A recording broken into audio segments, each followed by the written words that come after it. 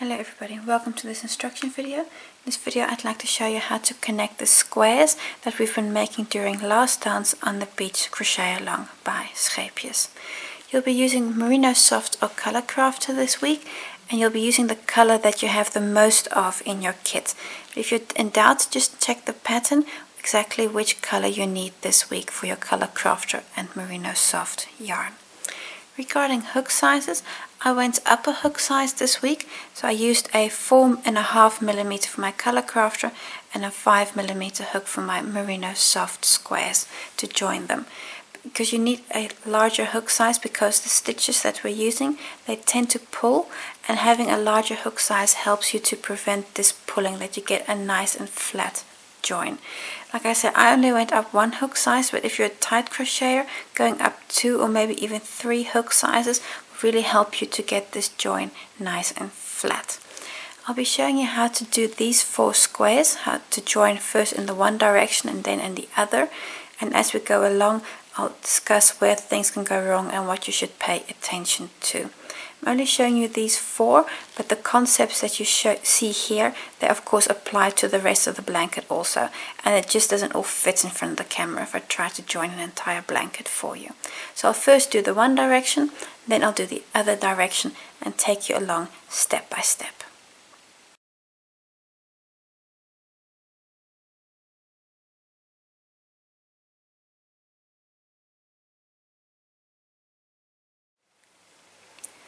Going to start joining our squares. This is week 10 if I recall correctly. This is week 3, and we're going to be starting on the top right hand corner. So this is the top right hand corner, and we're going to start with the vertical join.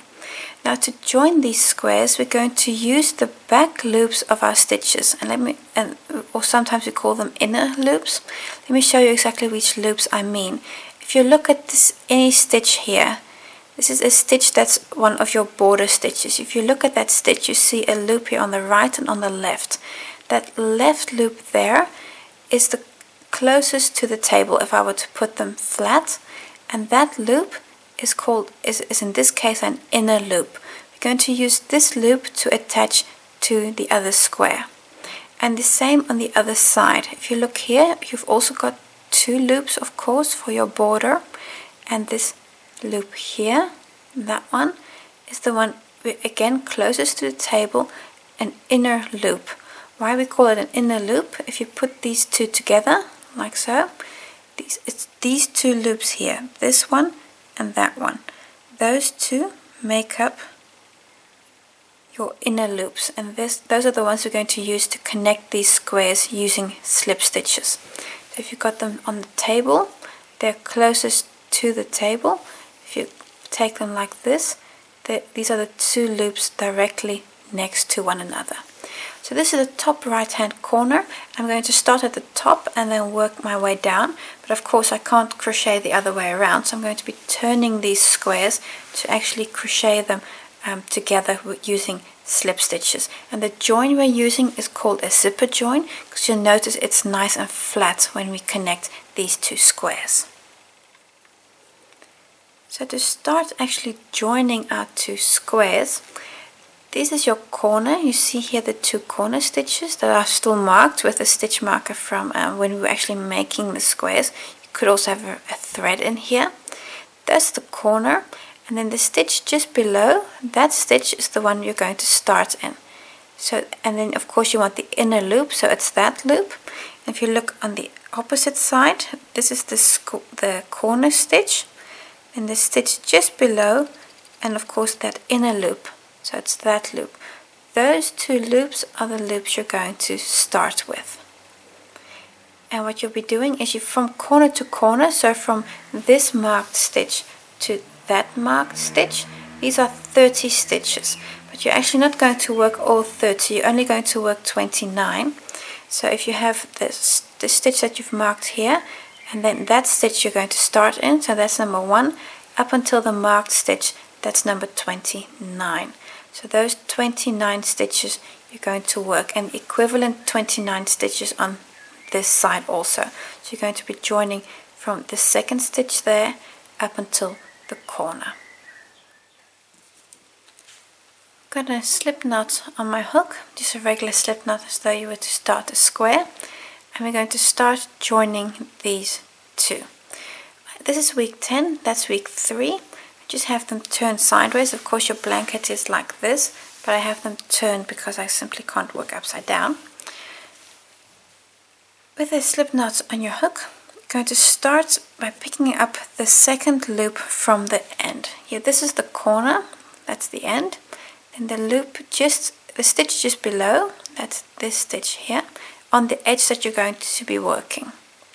The second stitch, the inner loop. That loop is the one you want to pick up. So corner stitch, stitch next to it, inner loop.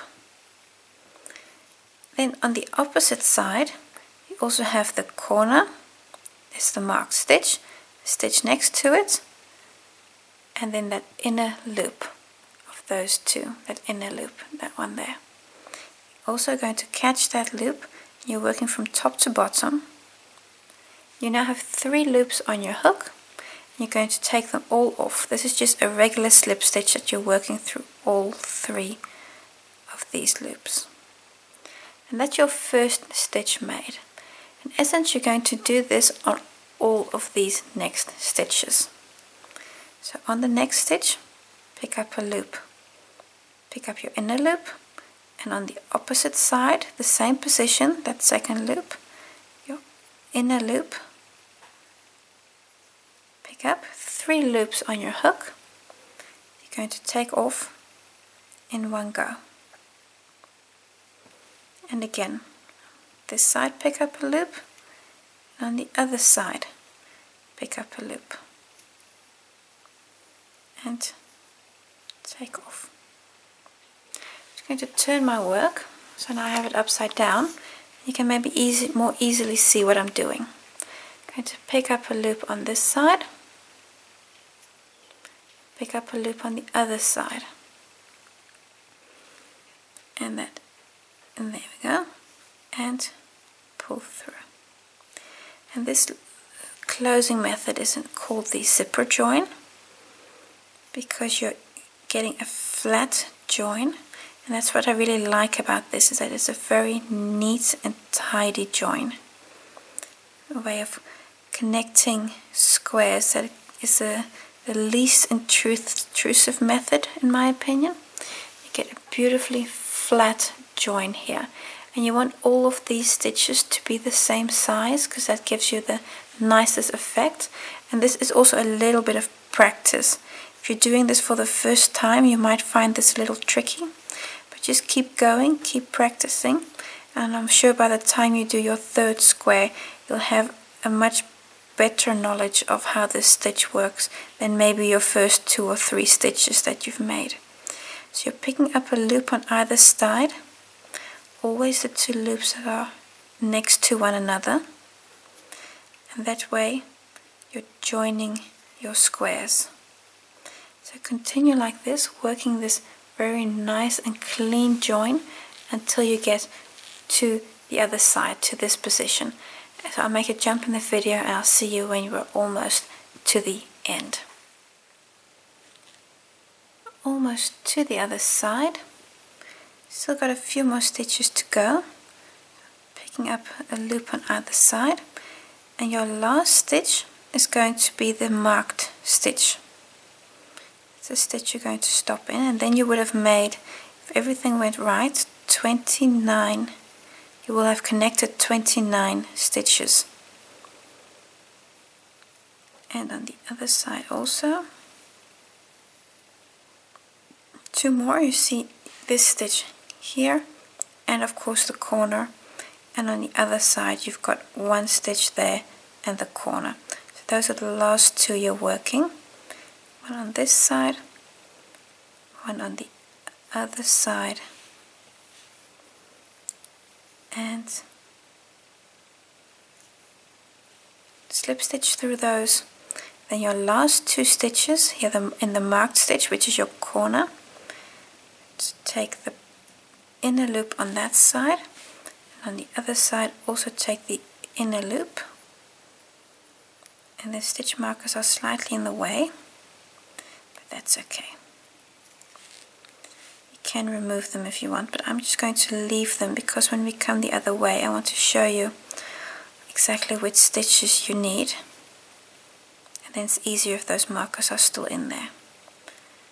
And a slip stitch, and there we go. And now I've connected this first 2 squares, so week 10 and week 3, and now I can connect the next 2 squares. So we've just done the first 2 squares. This is of course the right hand top corner, and now we're going to connect the next 2 squares, which are these 2 here. This is week 11 and week 2. So you've got here 10, you're going to connect week 11 to that, and you've got week 3, you're going to connect week 2 to that. And take a moment to look at the orientation of your squares, because you could have these turned in several directions, and if you're not paying attention you could even have them the wrong way around. So make sure you have the right side facing and you have them in the correct orientation, that you don't have them turned accidentally. So make sure your squares are all the right way up and the right side facing, and then we can continue with this vertical join, so in this direction. I'll be turning my squares to actually work on them, but note you'll be connecting week 10 to 11, so you have these 2 on top of each other, and week 3 to week 2. So this is the orientation, and then we're continuing and working this edge here. So to connect the next squares, I've got here week 2, and then this is week 11. And take a moment to again look at your squares. You see this here is the corner, and you're going to do exactly the same on this side as you've done here. So again, the corner stitch, you're going to start in the stitch just below, so that's the second stitch, and then again the inner loop. So that loop there you're going to pick up. The same on the other side. You've got the corner, the second stitch, and that inner loop. That loop there. Those 2 loops you're going to pick up, do a slip stitch, and then work exactly the same as you've done on this side. Let me just grab a hold of my work. So this is the corner, you've got that stitch marked there. Then the next stitch, inner loop, pick up, and on the other side, that's the corner, the stitch next to it, your inner loop, pick up. And what you want to do now is you want to work a slip stitch, but you want to make sure that this stitch has the same size as all of these others. And what can happen is that if you let all of this open up, so you'll see this stitch will become larger than those. And you want your attention to be even and your stitches to be the same size. And one way of doing that is making sure that these 3 loops are close to each other and just pulling a little bit on that first loop, because you'll have a tendency to open it up while you're joining these set of squares to those set of squares. So just pulling it slightly tight, but not too tight because you don't want the stitch to be too short. You just basically want the same tension as you've had on these stitches. And make sure these 3 loops are close together. Yarn over and do a slip stitch through all 3 of those loops. And now you've connected these squares to those squares. You're going to continue in exactly the same way. So your next stitch is pick up your inner loop, and on the other side, just see exactly where it is, and that's that loop there. Pick up your inner loop and work your slip stitch. And again, you want all these loops to be the same size. You see how those loops there are the same size as those and those. You want all of these to be the same size. That's what you're going for, an even tension. And if this doesn't happen the first time, maybe it will the second or the third. This does just ask a little bit of practice. So don't be discouraged if it doesn't happen immediately the first time, that this first edge looks a little messy. Don't worry, do your second and your third, and by that time I'm sure you'll have the hang of it, and then come back to this first row and maybe consider doing it again. So take your time on these, working one slip stitch after another and connecting these squares. So So your inner loop on the one side and your inner loop on the other, and work a slip stitch. And what you see happening here, if I just flatten my work, is you see this line, this continuous line, and that's exactly what you want. You want these to just flow in the same direction, to just have this edge like so. So continue this line until you get to the end here, to this point, and then we're ready to again connect the next 2 squares. So continue working a slip stitch through the inner loops until you get to your next corners. Almost to your next edge, your next corners. So we're still doing the same, picking up those inner loops and working slip stitches through them. So one on this side, one on the other side, and take off. As you're doing this more and more, you'll notice that you tend to speed up. You'll start working faster because you're getting the hang of it. Please make sure that your tension stays the same, not that you work more tight or more loose at the end than you did at the beginning, because you still want all these stitches to be nice and even. You still have 1 stitch left. That's the corner on this side and the corner on that side. So you're taking the inner loops of these 2 stitches. That's a loop on this side and a loop on the other side, and work your slip stitch. And there we go. And now you've worked your second 2 squares and you're ready to connect on this side your next 2 squares also. So when you've done the first 2 squares, you're going to continue and adding your third set of squares, which will, for example, be these 2 here. Actually, you want that not to be upside down, of course, so it will be in that direction. So let's say it's these 2, and then you join them. And when you've done that, you would again join 2 squares and again and again and again until you have your first row of 2 squares, 2 sets of squares. When you've done that, you're going to cut your yarn and start with your next row. So what you're going to do is you're going to start here and join your first square in this position. So then you would start here exactly the same as you've started here. So then you join there and make all those slip stitches until you get here, and then again you join your next square. Let's for a moment assume it's this one, and then you again cross over and you do this join, and then again the next square. You're going to continue like that until you have all your squares joined in the one direction, in this direction. So you're going to have a lot of squares that are all kind of dangling on these joins, and then we're going to do this join. But what's very important when you're doing your join in this direction is make sure that this edge here is straight, because what can happen is that accidentally your work turns like this, because this isn't joined yet in this direction. This can happen, and especially when it's lying on the couch, the strangest things happen. And then all of a sudden your work, for example, if you have already connected it like this, say you've already done this join, then it's going to be very hard to undo this. Then you're really going to have to cut and pull and frog and do again. So make sure that your work is not twisted like this, but stays everything the right side facing. So continue, do all these joins in this direction, and then I'll show you how to do this direction.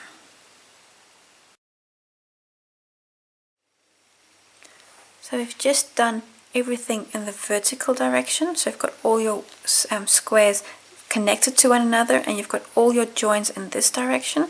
And now we're going to start working in the horizontal direction. So we've done everything vertically. Now we're doing horizontally, and we're going to start on, for example, this edge. You can work from top to bottom or bottom to top, just what works best for you. I'm going to show you how to work this edge. So starting here, going inwards, how to deal with this crossing, and then go to the other side again. Have a slip knot on my hook, and you're going to start exactly the same way as we've done all the other edges. You've got here the 2 corners, and you're going to start in the second stitch, that's this stitch, and again take the second loop, or the inner loop I should say, and then this side take the inner loop. And you're going to continue and again work all your slip stitches. So I've got a slip knot on my hook, the corner stitch, the stitch next to it, take the inner loop, and the other side, the stitch next to the corner, take the inner loop. Bring these loops a little bit together because then it's easier to do the slip stitch. Like so. And now you're ready to do exactly the same as we've done before. So hook up the inner loops from the two stitches that are across from one another, or adjacent to one another I should say, that's maybe more correct. And then pick up the one loop and pick up the other loop and work your slip stitches. Keep your tension nice and even because you want all these stitches to be the same size. So the one loop and your other inner loop and work a slip stitch. You can see how I've now worked these first two stitches, and this you're now going to continue all along this edge until you get here to your crossing. So work all your slip stitches, all the stitches across one another. When you get here, I'll just show you how to deal with this crossing. Almost to the crossing here. Got a few more stitches to do. Just picking up your loop on either side. And it does get more and more fiddly as you get to your crossing, because you've got less and less room for your fingers. So at a certain point you'll have to have your hands more below your work than on top of your work. And let me see, you've got two more stitches. Here's a stitch here in the corner and then a stitch there in the corner. So the last two loops on the stitch there. And now you're on a corner, and that's going to be the last stitch you're going to work here, because that's why I left these stitch markers in here, because this is the marked stitch. You're going to work this stitch and then we're going to cross over to the other side. So I'm just going to pick up the loop on your corner here and on the other side also, those two loops. I'm actually going to just remove the stitch markers because you don't need them anymore at this point.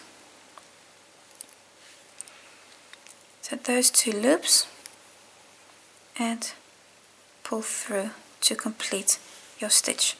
And now you've actually worked everything up to the corner or to your crossing. And now we're going to cross over, and here we're going to do exactly the same as we did when we were working in the other direction. That means if you look at these stitches, you see here's the marked corner. So you're going to go to your second stitch. It's going to be that stitch and the next stitch. Those two loops, you're going to work a slip stitch through those two. Which means you can skip everything that's in between. So the corner itself and the slip stitch you have there. On that side, pick up a loop, and also on the other side, pick up a loop. And what you want to do is you want to make sure your work is nicely together. These loops are nicely together. So you don't work them like this, because then you're going to get one very big loop here. And you don't want that. Then you're going to get a loop that looks like that. You don't want that. You want them all nice and tidy, just like the ones you already have. So I'm going to pull them just a little bit together, like so, to make sure my tension is correct. Yarn over and pull through, work that slip stitch. And this one, you really got to take care of this one, because if this stitch is too big or too small, I'm actually not happy with that stitch. That stitch is too small. You can see that I worked it too tight. You see how small that stitch is? That's not correct. You want them the same size as these. So I'm actually going to do that again, because that was a bit too enthusiastic. You want to keep your tension correct and not work it too tight or too loose. And that does just take sometimes that you repeat a stitch. Like so. Keep your tension a bit more even and work slip stitch. And I'm more happy with that. You see how that stitch more resembles those, so I'm much happier with that. And now you can continue and again work all of your slip stitches by picking up your inner loops on both your squares, the adjacent loops, the ones that are directly facing, and then continue your join. And I've just missed it, like so. If you look at what you've made now, you see I'll just remove these stitch markers because you don't need them anymore. Just work that in there, that little stitch that you don't have it facing out but just part of your work. If you look at it this way, you'll see a nice even join in both directions. So continue working this edge until you get to the other side. When you get your crossing, make sure that your stitches are nice and even. And then when you've connected everything in the horizontal and the vertical direction, actually I should say vertical and horizontal, then you're finished for this week. Good thing this week you do not have to work away your yarn tails. You can just leave them. So that's very nice this week. You can work them best away when we're doing the border next week. So continue, connect all your squares, and then you're ready for the border.